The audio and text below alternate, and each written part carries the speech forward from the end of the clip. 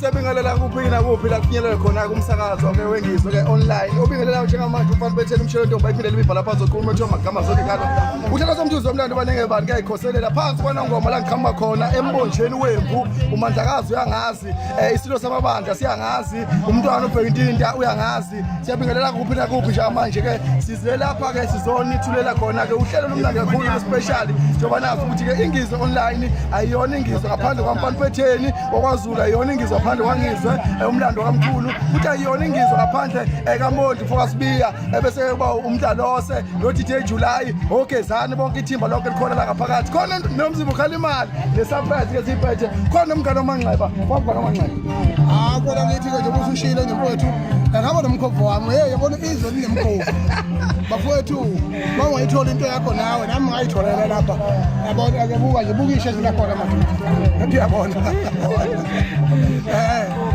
kodwa hayi Yes, inkunzi lena. Ngani zakwethu siyangena ke manje. Sisiyangena ke ngani zakwethu siyangena impela ke manje. Sizophila sona ke ngani zakwethu ukuthi bonke abantu basondele ke.